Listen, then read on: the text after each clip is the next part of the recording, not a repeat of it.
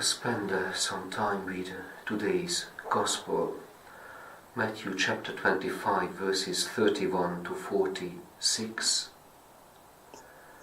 It's a very humbling vision when we see the nations assembled in front of God, and God, right like the shepherd shepherds the sheep on his right and on his left, judges these nations. And what is interesting, that it is not only nations who will be judged, how nations and cultures behaved with their neighbors or another cultures. But it's an interesting change of focus, that then the king will say to those on his right hand, "Come you whom my Father has blessed, take your heritage, the kingdom prepared for you since the foundations of the world." So then, this judgment continues by addressing individuals within that nation,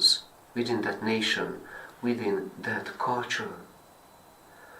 And then it is explained when Jesus was served and visited, or in the case those who are condemned, when they did not serve him, when he was refused.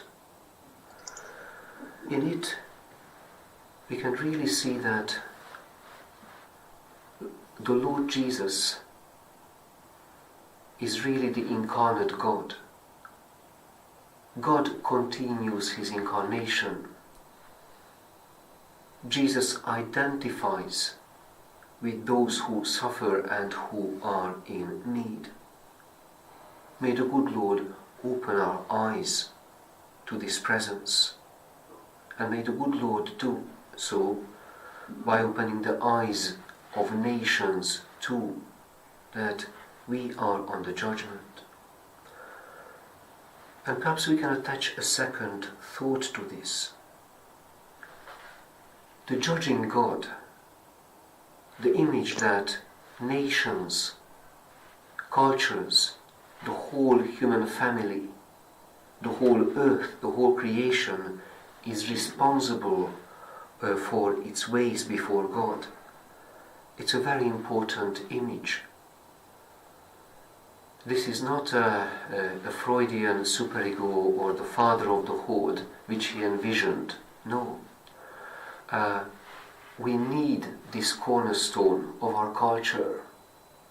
Otherwise life falls apart and violence surfaces, endless violence.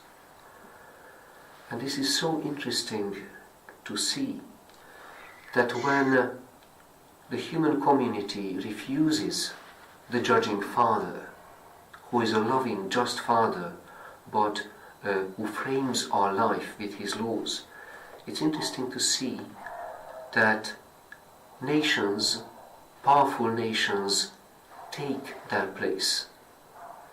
And there are always nations who always feel justified to launch a war, to colonize a continent, or simply to subdue another nation, destroy their armies, to take advantage in trade.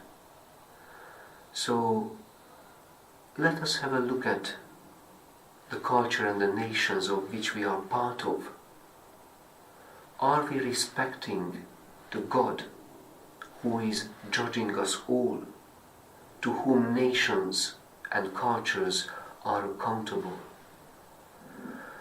Sadly, the answer seems to be no at the moment, but the judgment is coming. But today's gospel is so encouraging, that just as Jesus shifted focus, that it's not only nations who are judged, but these nations are judged through the individuals who make up that nation and culture. The same, the conversion, the change of culture, the recognition that there is a judging Father to whom we are responsible as a community, it also begins with us as individuals.